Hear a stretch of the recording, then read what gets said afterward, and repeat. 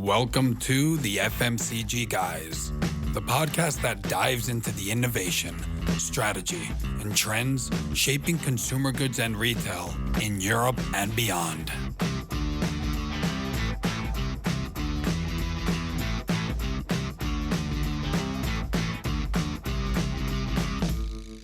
Welcome to the FMCG Guys podcast. I'm your host, Daniel Torres. Before we start, remember that you can follow us on our LinkedIn page, our Instagram page, and also our newsletter. So feel free to follow us in any of them, to follow our latest episodes, events we're attending, and so on. Accompanied by me is Efrain Rosario. Hi, Efrain. How are you? Hey, Daniel. Good to be with you as always. Likewise. So today we're going to speak about Uber, which I'm sure that you've used pretty often to go, for example, from the airport to your house. What's your experience been with the application? Well, it's interesting, right? I mean, I think that I'm not alone in saying that I've probably used Uber quite a bit, particularly when traveling on business. So my last experience with Uber was actually just that, like taking an Uber to come back home from the airport on the tail end of a business trip. Yeah, and I think that it's not that many applications or actually retailers, if you want to call Uber a retailer to some extent, that have both the retail application, which is Uber Eats, and the rides application, right? True. And my daughter particularly is a big fan of the Uber Eats part of the application, particularly when she's ordering takeout food for dinner one night or whatnot. So I will say that one of the things that does go through my mind is I'm in the car back from the airport to my house is, what are we going to have for dinner? And oftentimes I do find myself scrolling through and just seeing what options I could order from through the Uber Eats app as well.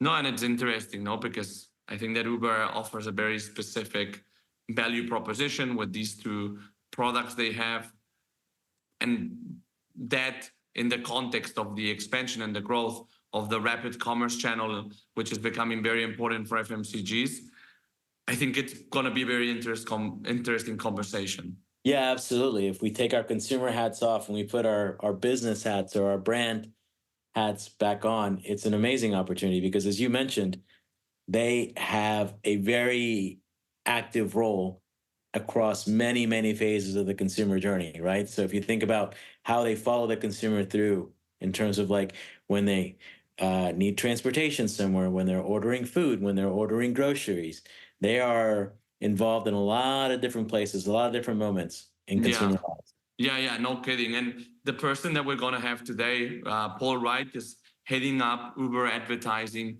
UK and Ireland. Uber Advertising is across Uber Eats and the generic Uber Rides platform.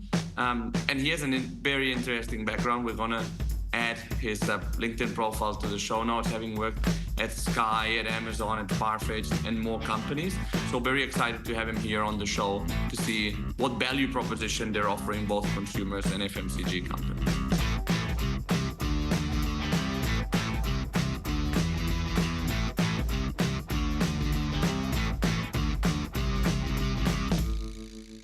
Hi guys, my name's Paul. I'm the head of advertising in the UK and Ireland for Uber Advertising. Thanks for joining us, Paul. How are you? Maybe you can tell us a bit about your career background before you joined Uber, to know how you ended up in such a role, because this is the type of role that maybe as such didn't exist a few years ago. So my career has been very varied, I think is the best way of describing it. So I started at the early stages of Sky when Sky first launched in the UK in the ad team there. Spent a while there, then navigated my way into the digital space in the late 90s. Worked for a couple of dot-com startups, which managed to go bust after raising 100 million in 2 years. So that was an accomplishment. It was an accomplishment. It wasn't the lesson. Yeah, it was a good learning, but yes. Like it wasn't mine. And then did my own startup, which was a vertical ad network, which worked with football clubs and sports rights holders, helping them commercialize their websites, which at the time they weren't really commercializing. We turned that into a $7 million business and then sold it to Sky, ironically. So I went back to Sky, different world. Yeah. Ran digital sales for Sky for a couple of years. Did some other ad techie type things. Got involved in another exit for a pre-roll video business run by a friend of mine, and then subsequent to that, into 2010, that's a 2020 period, went from Omnicom, running digital for Omnicom's media agencies in the UK, which is just at the time that Facebook were in this massive growth mode and well established, and they were starting to do, self-serve products and that type of thing, all the way through to then moving to Apple and running Apple's international ad business for a few years. But that was their first ad business before what they now have, which is search, as you guys know. Then ended up working for a couple of tech companies, including going to Seismic, the ad serving technology company, who went into Chapter 11 bankruptcy relatively quickly after I joined. I had nothing to do with that, I hasten to add. It wasn't my income that caused the problem. What button did you touch? So I was part of the leadership team that helped sell bits. We sold into 3 different companies, but the main part, Seismic, got sold into Amazon. So I went into Amazon and worked on Seismic and AMC, Amazon Marketing Cloud, and the Amazon DSP. At a time when, again, Amazon was in growth mode, still is, as you can see from the results that happened recently. And that was fascinating, really interesting learning. After, I think, about 22, I left and did a short stint working on a SaaS platform that Farfetch were working on, and then came to Uber. So done quite a lot of things. I've also been a client at some stage as well, and, all these different things. But a lot of it's actually really interestingly, and relevant to this, is most of those companies, advertising is not the primary revenue stream. Yeah, no, it's fascinating, and and I could see how there's a bit of a common thread in terms of, you can see how the different places you've been tie into one another. But it is fascinating because I do think that it obviously has served you well in this role, and I would love to hear more about. What is the head of Uber advertising? What does that role entail? Because it sounds like it's actually relatively new. I'm the first employee in the UK, and I've been here 13 months. We now have a much bigger team. So the role was in the initial stages, obviously, to build a team and build a proposition for the market, and that's across 3 core sectors for us as a business. One is what we do with our restaurant partners. So all the people who sit on Uber Eats and how they work with us, and there's a whole range of ad products for them. Then the next bit, which is relevant to this chat, is what we do with our FMCG partners, because they fit, and particularly as we're growing both in restaurants and in convenience delivery. And that's a group. And then the final element is to work with our non-endemics, if I take an Amazon phrase, where people want to use our ad services, particularly in our Rides app, to target the 150 million users globally we have for Uber. So I think they're very different skill sets, because some is search, some is some is combination of search and performance and branding, and some is pure branding. So you have to building 3 teams in those things is a sort of interesting matrix. And that's what we've done. So we've built those teams. And the sort of FMCG sector is one of the fastest growth sectors for us, of course. And a particularly interesting one because of the way that group can do branding exercises on their own, or they can do performance elements on their own, or they can do partnerships with a retailer or a restaurant partner. So there's a lot of different matrices of opportunity for brands, I think.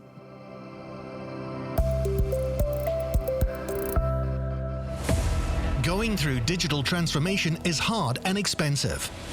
ChatGPT-like solutions automate and speed up almost everything. AI will replace all of our jobs soon.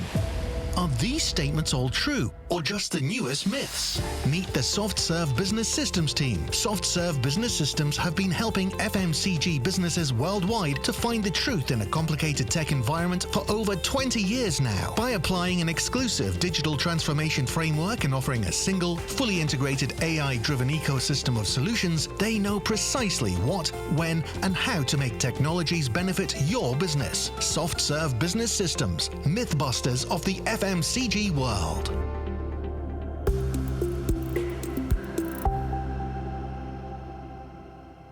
That obviously it's a growing part of the business for FMCGs in regards to how they think about their overall e-com offering, for sure. Yeah.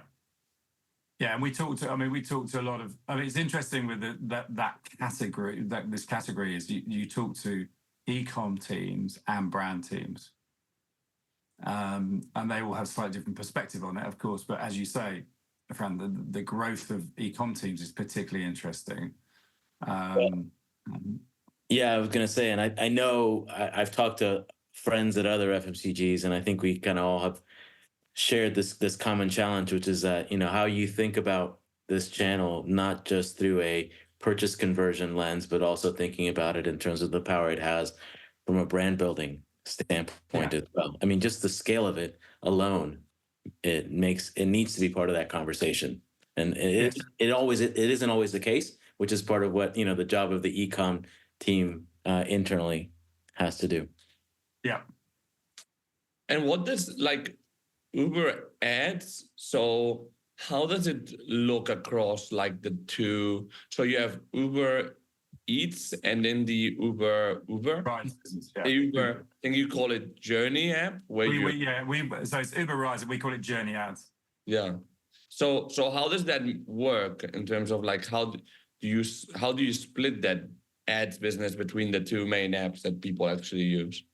Well, I think it starts with the customers and what the customer wants. So if we take an FMCG brands, they might want to do a brand experience using the Rides app, because that provides an opportunity. So, if you're in a travel group within within the FMCG, particularly, here's an interesting example. Mm-hmm. A lot of journeys that people take on Ubers are obviously going to airports. And by definition, those consumers are going through duty free. Therefore, if you know that's happening, do you then run ads for people who are getting on their Ubers on that basis, which we have done with several brands in this sector? That's more of a drive to offline conversion, I suppose, if you think about it. There is an online element. There is obviously a digital element to it, which could be add to wallet or something that encourages purchase once you know you're going to get there. So that's one type of approach. Another type of approach may be linking that straight into an Uber Eats transactional page or a brand page or a storefront ad or any of those things. So that's another way you can go from brand to conversion if you want to within the online environment. Depends on the brand. Some brands just want to do, we're doing product, sponsored product elements. So we're in sort of test mode in the UK with Criteo at the moment on this. Sponsored tests, sponsored products, that's another option, so which is very transactional, and many of your listeners know that. So there is this whole range of different products we have, and we really sort of just adapt accordingly to what the brief from the client is and the outcome that they want. But it can be performance, or it can be brand, or it can be a combination of the two. Yeah, it's fascinating to hear how you guys are able to, in essence, target all the moments on the consumer journey, right? Mm-hmm. I mean, the example you just gave of somebody traveling to the airport, rings really true to me as a consumer, and I would think that makes all the sense in the world. Like I said, both as a consumer, but also as a brand marketer as well. So in terms of the products, or I guess how you interact, or how, let's say for a client would interact with you in terms of, for example, an FMCG coming to you and saying, how would I engage with this? Well, it depends on what products. Some products are sort of self-serve and some are managed. And as we're moving very fast, we're sort of building new things as we go. So the journey ad product is very much a managed service. So people come to us and then we build it with them. And you own the whole journey as well, which is the important thing. So it's not a sort of shared experience. You are the only advertiser in that journey for that period of time. And the time spent in those ads is over 100 seconds on average. It's actually getting higher. Wow. Because if you think about it, it's the only ad. If you're the only ad in there, we provide an ad unit at all three stages of your journey. So the first stage, which is the dispatch screen, where your confirmation stream, where you're waiting for the Uber to confirm that they're coming. Then they're en route to you. That's another screen, another ad unit. And then when you're in the car and you're going to your destination, you go back to the app to see how far it's going to be. Then there's another ad unit there. So that one's a very crafted process, and one that I think FMCG brands, in fact, we were with about 30 brands yesterday talking about this, were very engaged with, because it's not like buying into the wild west of some parts of programmatic. It's a sort of beautiful experience. So that's managed. But equally, some of the products, like sponsored products, once we get out of our beta test with Criteo, will be self-serve, so you can do it yourself. And then there are other products in between that, like post-checkout products, brand pages, some other things which we build. But obviously, one of our key things in terms of as we build this business is to work out how we can make it efficient for brands to buy in the easiest way. But we've got dedicated teams there to support and do whatever's needed. And we work very closely with all of the teams within Uber as well. So it's like we work closely with the restaurant partnerships team and with the grocery partnerships team to make sure that everything falls in line, because what you don't want to do is have loads of different promotions and advertising that go against each other. So we need to have that sort of coherence from a consumer perspective. Oh, absolutely. And I think if you think about it through the consumer perspective, that makes all the sense in the world, right? Which is that I may also be on my journey back home from the airport. I'm probably sitting on the Uber app and getting ready to order some delivery to wait for me so that I can eat when I get home. So yeah, it makes total sense. Yeah.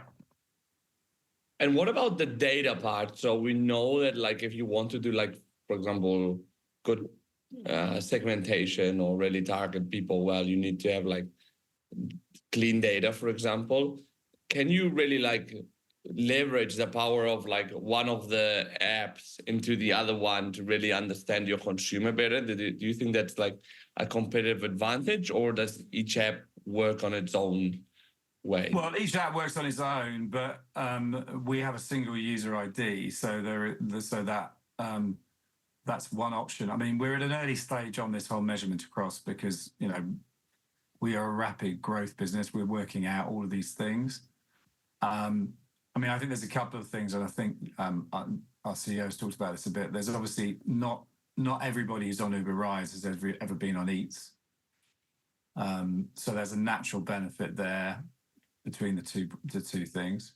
But there are, data combinations you can do. We're starting to do we're developing this in the States at the moment, which is where we tend to develop things first and then come to other markets.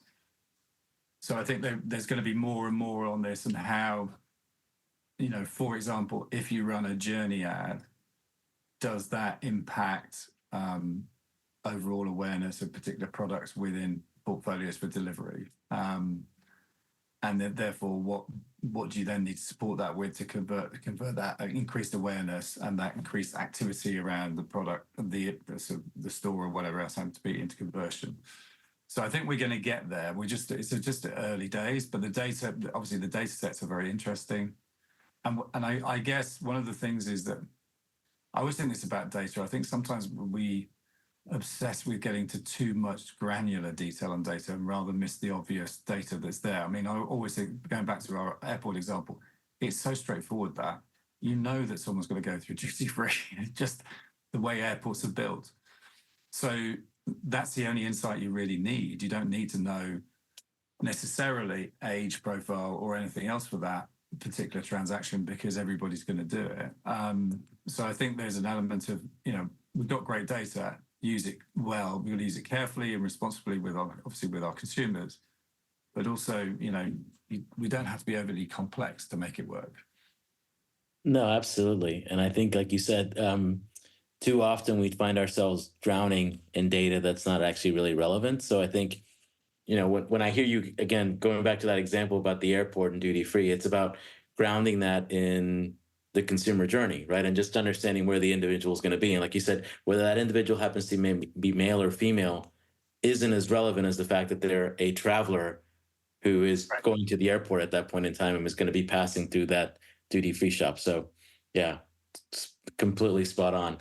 I'm curious, you referenced that Uber, it's obviously its original home market is the US, but you guys have been here in Europe and the UK for quite some time. I'm curious to hear how is that growth in these markets been going so far? And what are you guys seeing in terms of platform growth in these markets? Well, we don't break down platform growth by country, but I think one thing we do look at, say for the UK, what is our total reach in uniques and stuff across a quarter, and that's 14.5 million uniques. And that's, I think, Uber generally, we just announced our results and we saw growth in our Rides business and in the Eats business, pretty substantial growth, and we've gone up to 150 million monthly users globally. And the UK is a critical part of that because the UK is a big market for us in those areas. So I don't think that there's any difference there between the UK and other markets. And I think it's just, as we talk about, it's people coming back to post-pandemic, coming back to a sort of more active world, and they're going out and they're using Ubers to get there. And that continues, and I think that's a good thing. And obviously the same is true to some degree with the Eats business. And then with the Eats business, we've obviously added lots of new brands to that portfolio. So we've added Waitrose in the UK with their SKU set. We've added Majestic. We've been doing some work with Domino's as well. We've added Greggs. So we've now got a much wider portfolio of both convenience delivery partners, but restaurant partners, which you can only do if you have growth, right? Because that's not going to work for everybody. So that's, I think, another reflection of where we're going. And the convenience delivery part is certainly a very strong part of our business at the moment. And is there, if you look back in 2023, which I guess that now you're kind of reflecting on and seeing all the... I'm trying to forget 2023. Sorry? I'm trying to forget 2023 because it was so much hard work, but no, it's been good. Well, but at least I hope the hard work paid off. So it did, don't worry. What are the highlights of the last year for you guys? And it's also like the time that kind of you joined, right? So yeah, I think last year for the ads business was fantastic because we built a lot of momentum around what we're doing. We lots of people coming to talk to us about what we're doing because we have this very interesting ecosystem. No one quite, are we commerce media? Are we retail media? Are we something else? Don't know. Because I think that we're all of those things, because I think the Rides business just gives us something else on top of a traditional retail play. And that allows us some really interesting conversations. And I think the brands we engaged with last year are starting to see that. I mean, we did some interesting work just on the Journey product with Boots. And we saw some very, very strong results from that on brand lift and brand favorability, which is quite interesting because obviously Boots is a big brand, it's well established, but we've got 6-point increase on brand favorability based on Journey ads. Wow. And a 6-point unprompted brand awareness jump as well, which, is interesting. So I think we think this, we've seen this from our customers as well. The environment is working really well for them because it's just one of these uncluttered places where you can get your message across in a way that doesn't irritate the consumer. Mm-hmm. They like. And I think that's one of our big learnings from last year, and obviously one that we've got to keep going through, is just building that in a world where lots of money and lots of challenges are going around misinformation and, you know, whether it's above the fold or below the fold, which we're still talking about, which I can't believe, all that type of stuff. But there's a lot of proposition of opportunity around the proposition. It's just educating people into it because it is a bit different to what they're used to. Yeah, absolutely. And I mean, even as you're sharing some of these examples and talking about some of the things that you guys have been creating with retailers like Boots, but also with brands, it well, to me, it sounds a bit like, you know, it's fairly bespoke, and that, you know, it's like you can kind of build it to what the requirements or the objectives for the FMCG brand, for example, would be. Is Yes. that fair to say? Yeah, that's fair. And it's one that, you know, we just have very different, we can answer different briefs very effectively because of the different surfaces we have. Yeah, absolutely. And I mean, I'm just thinking about, you know, like, again, through the lens of an FMCG brand, they are, I would think, naturally going to want to think about how they can think about what they do in journeys and what they do with your restaurant partners. And Yes. both of those things are very relevant, right, for a lot of the brands, right? It just depends on, like, going back to, again, the consumer and trying to figure out where on the journey is it that you want to engage with them without interrupting them and annoying them. Yes, exactly. That's the thing. And I think, you know, that's the beauty about being a non-publisher, I guess, in media here, because consumer comes first, and the opportunity to make sure the consumer has a good experience comes first. So therefore, we think about that already in our business when we're doing ads, and then that hopefully benefits the advertiser too. Yeah, no, absolutely. I mean, imagine that, you know, and I can say, I guess, as an Uber consumer or user as well, I appreciate that, right? Because you're not serving me things that are irrelevant to me. You're actually doing that in a way that makes sense, right? Yes. I'm on my way to the airport. I'm on my way home. You know, you can see that I've in the past have purchased these kinds of things. So again, it's all done in a way that's with the consumer in mind, which is really, really powerful. Yeah. Mm. What about in FMCG in particular? So obviously, I'm sure that there's a lot of opportunities that FMCGs can have through your platforms. Any examples of brands that have had success using Uber ads? Well, yeah, there's lots of examples of different things. I mean, I think in terms of what I can share, I'm just trying to think of the ones where I can share with you properly. I mean, I think generically we have some brands who do big promotions with a restaurant or a retailer. That's an obvious one. There's multiple surfaces you can use for that, whether it's our email tools, whether it's existing units within Uber Eats, whether it's journey ads, all those types of things. So that's one approach. And we've had several brands do that recently.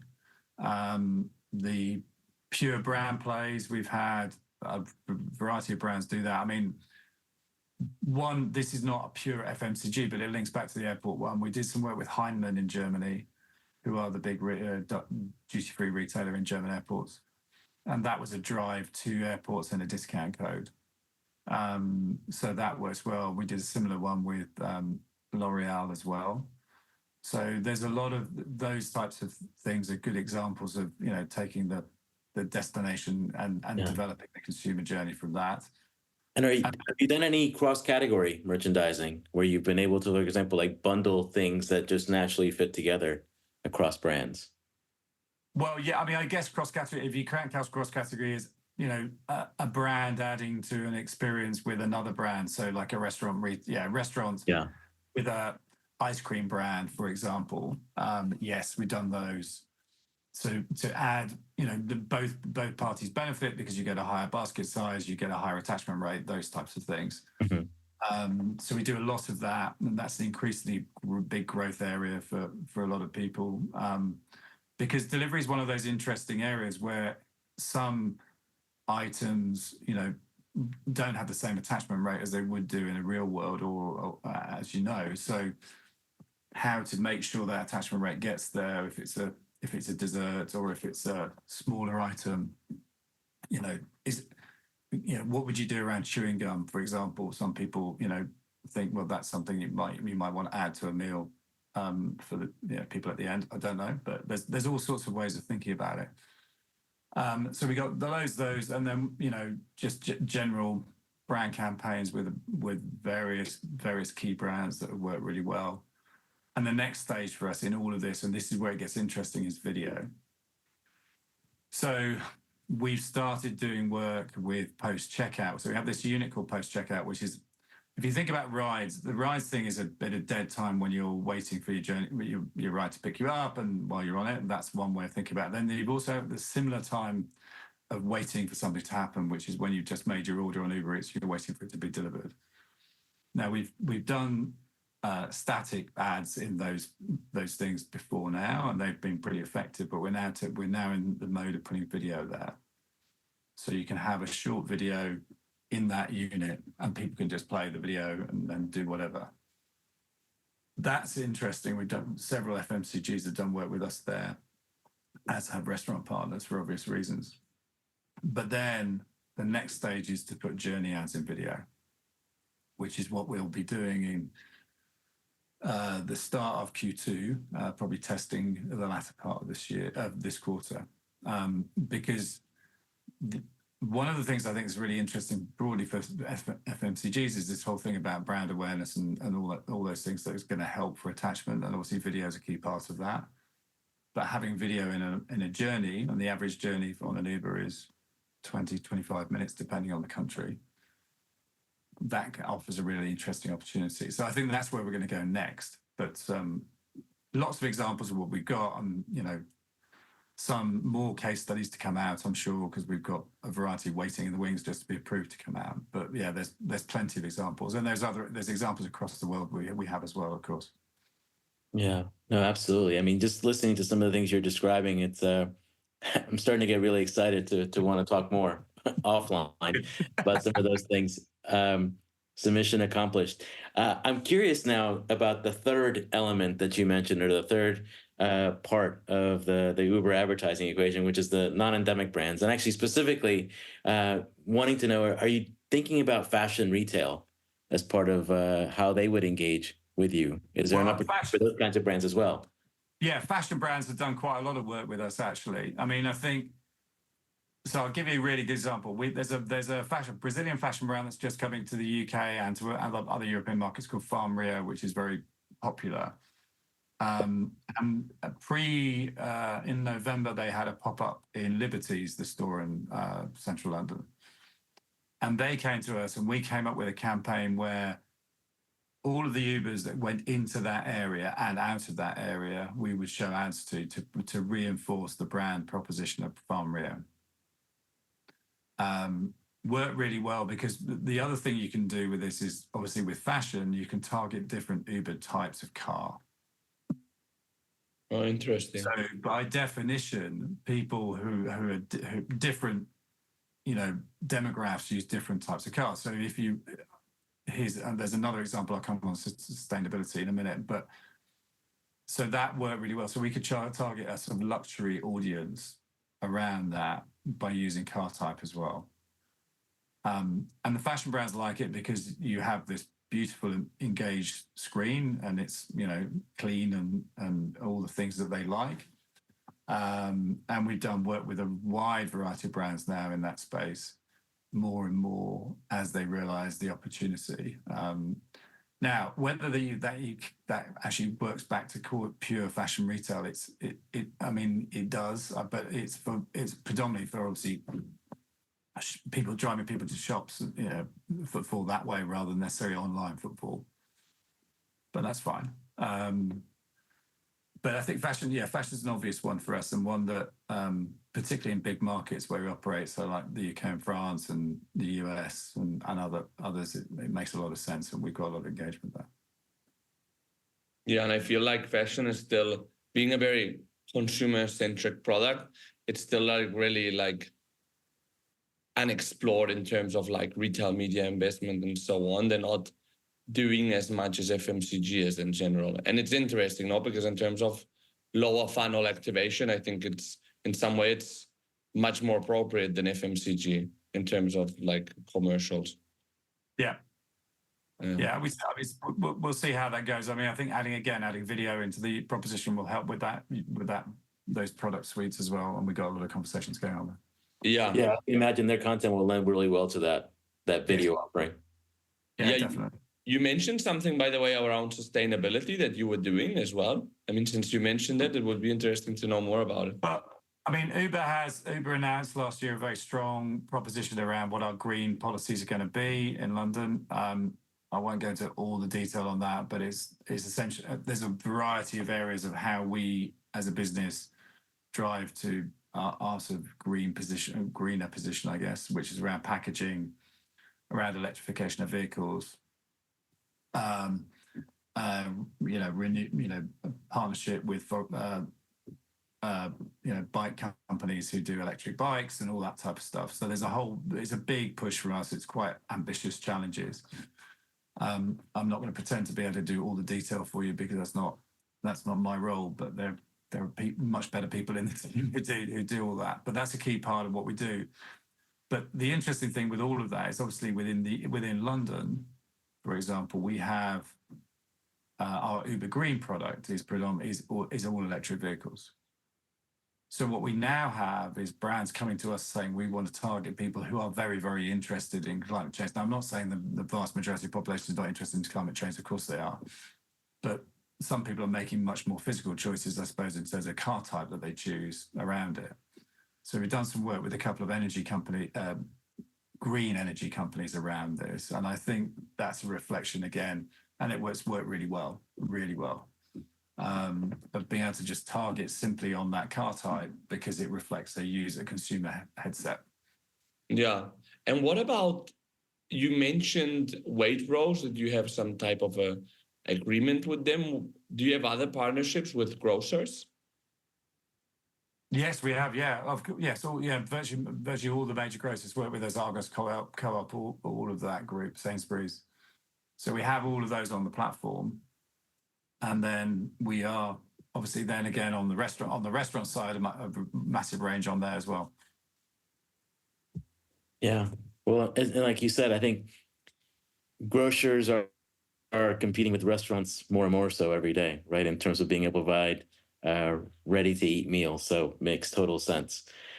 I want to go back to something you said at the beginning of our conversation, which is that you were actually employee 1 13 months ago at Uber Advertising for UK and Ireland, and you've been able to now grow the team over the past 13 months.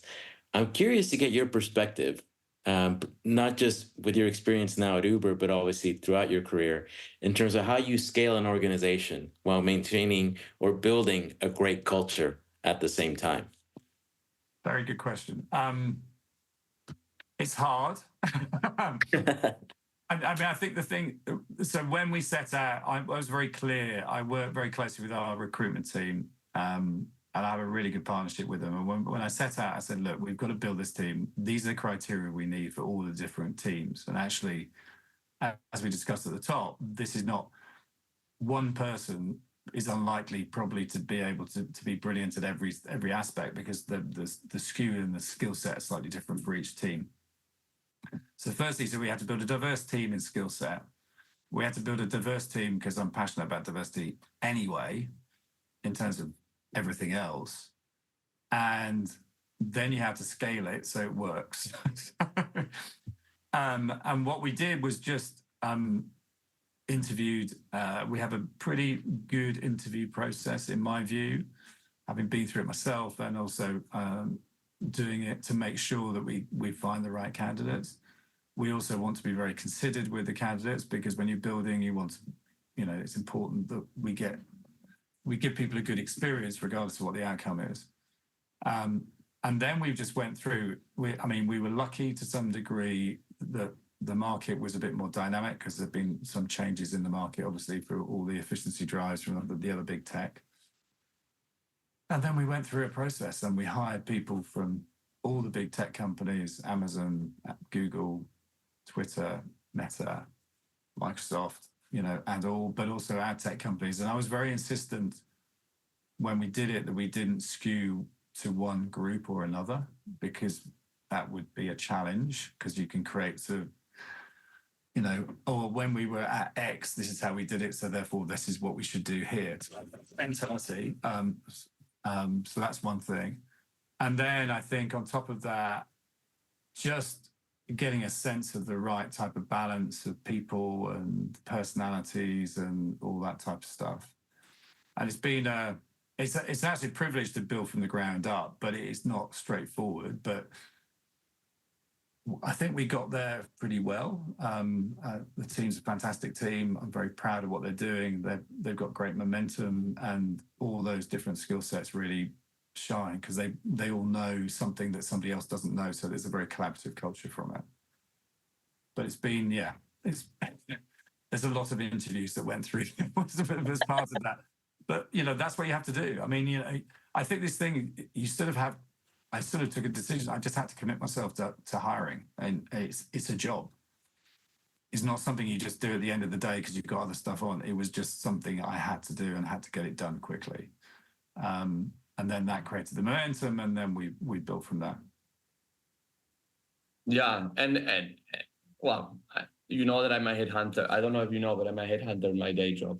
So I can only agree, and it is true that, as you said, a lot of interviews are important. Like sometimes, of course, it's about having good interviews and asking the right questions and finding the right profiles, but it's also about speaking to lots of people, so you have that benchmark and you can really choose the best of the best, and the ones that are more in line with your values, and therefore then you can build a great culture. You pointed to diversity as well, and I know that you're a diversity champion. I think did you win an award from the British Labour? No, I haven't. I got nominated on a shortlist or something. Yeah. Recently. Well, that's already an award in itself, to some extent. So, what type of actions are you taking along these lines, and why are you taking them? Why? Well, simply because I love diverse teams anyway, but they're the best teams, right? Because the only way to get a high-performing team, in my view, is to have a diversity of viewpoints in the team and then agree where you're going to go. And I think the worst types of teams have some, consistent groupthink, and then they just want to do the one thing they're a certain way. And the diverse teams are really great. Also, look, we're dealing with a very diverse audience anyway. We have a diversity of our customer base is very diverse.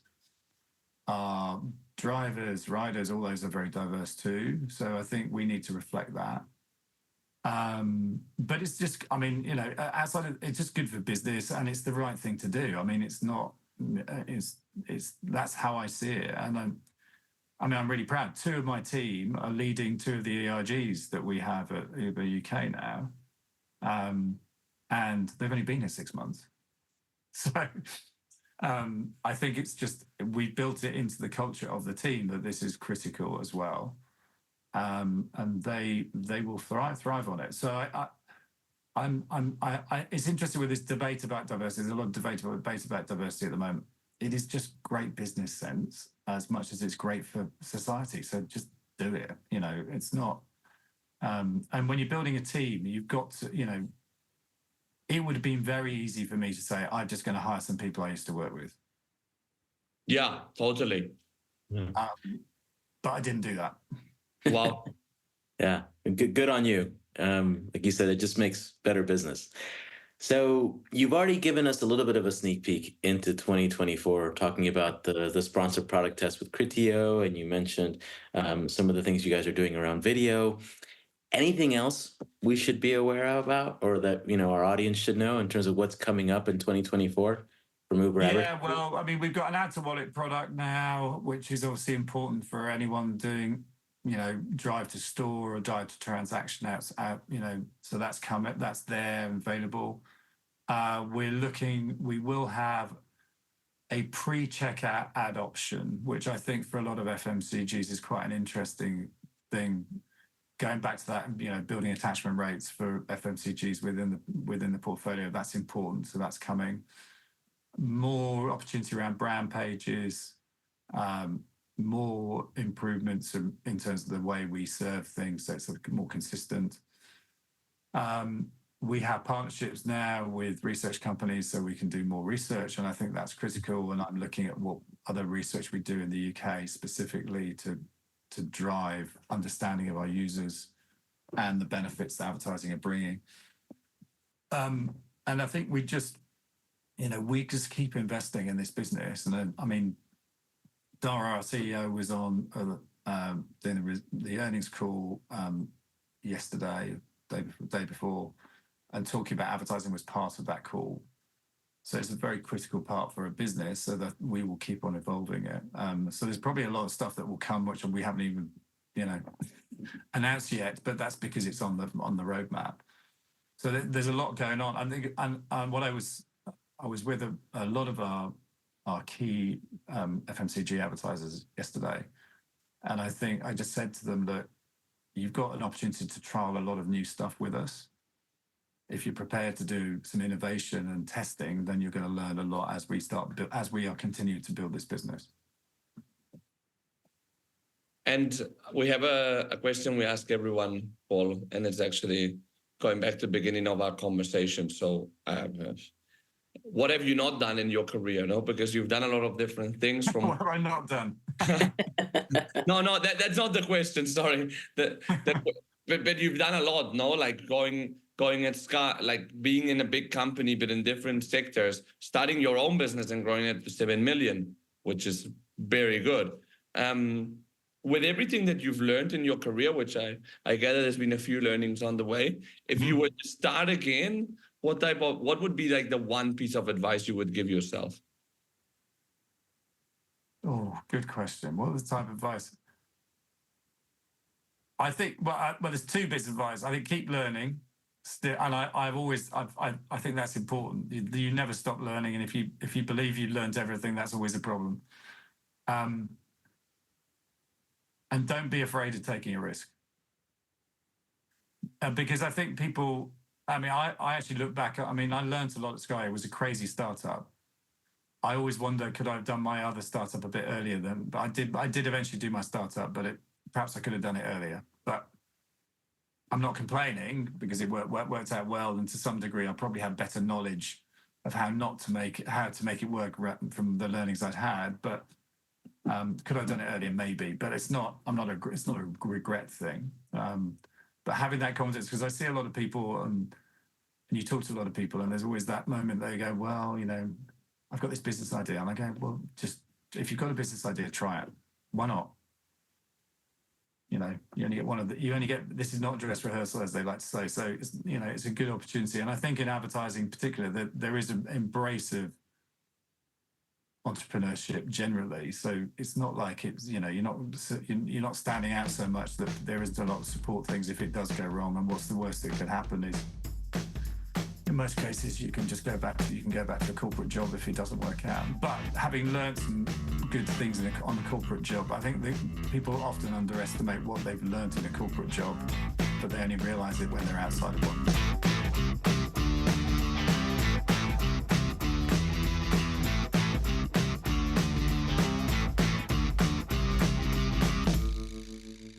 This was Paul Wright, head of Uber Advertising UK and Ireland. Ephraim, what are your key takeaways from the conversation?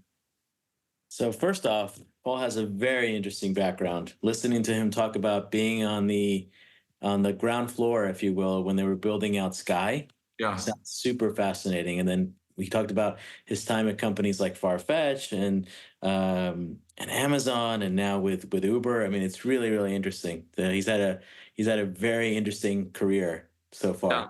Thought it was interesting how he actually joined Amazon through an acquisition, for example, and then stayed on, which is not necessarily an easy one when you're going from one culture and one way of working to another, for example. Well, and I think it's also like, he talked a lot about how he's been able to work at large corporate companies, or like, startups that became that very quickly, but also having formed his own startup as well. So I think that experience is served him well.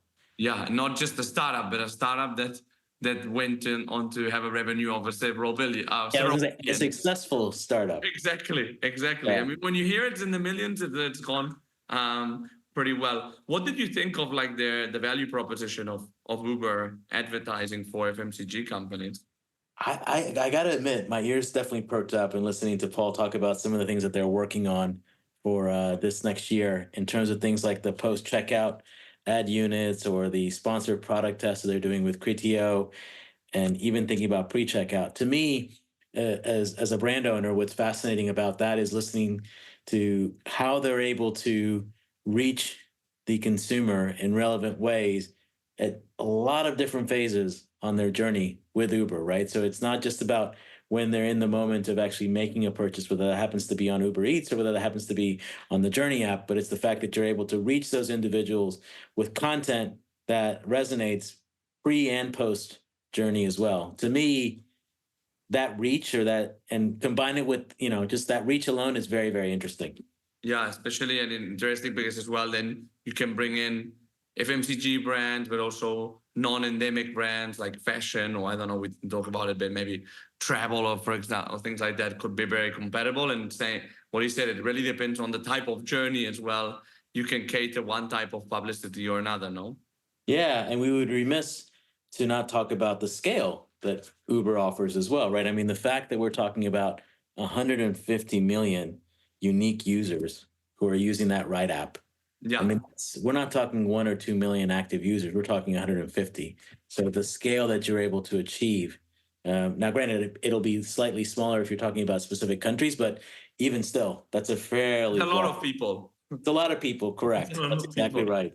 Our newsletter is nearly reaching that number, so be careful. Yeah. Well, so one of the things I thought was interesting, I'd love to get your perspective on it, was when he talked about building his team, right? So he mentioned that, when he first joined Uber, he was employee 1 in this, Uber advertising team, and he's been able to grow the team successfully over the past year.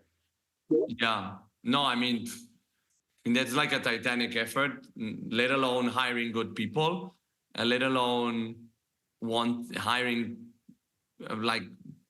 I know that the roles that he's hiring for and the type of team that he has are complicated, and then really prioritizing diversity and having that as a key part of your culture, and which means not hiring, for example, people that you may know already and going the extra mile. I mean, I think that's something that you learn. I can definitely see that you learn with experience, and I think that the type of experiences that he's been humble enough to take those learnings and really prioritize diversity and put in the hard work that you need to build that. Well, that's just it. I think there is no shortcut to building a strong team, right? I mean, like you said, putting in the work and just knowing that that's going to be a significant part of your effort to make that happen. It was really interesting and impactful to hear him say. I mean, for me, it's great to hear of a line manager that's actually invested in hiring great people and personally sees it as his responsibility. Whereas a lot of leaders, I can see why, but they delegate that and they don't take responsibility on the hiring, and that comes with an important bill later on. Correct. Well, guys, thanks so much for tuning in. We love this conversation with Uber. We were really looking forward to having them on the show. If you've liked this episode and the other episodes that we've done, please leave us a review on your favorite podcast player. You can give us any score you like. Of course, you know which one we would prefer. And we'll see you in the next episode of the FMCG, guys. Have a great day.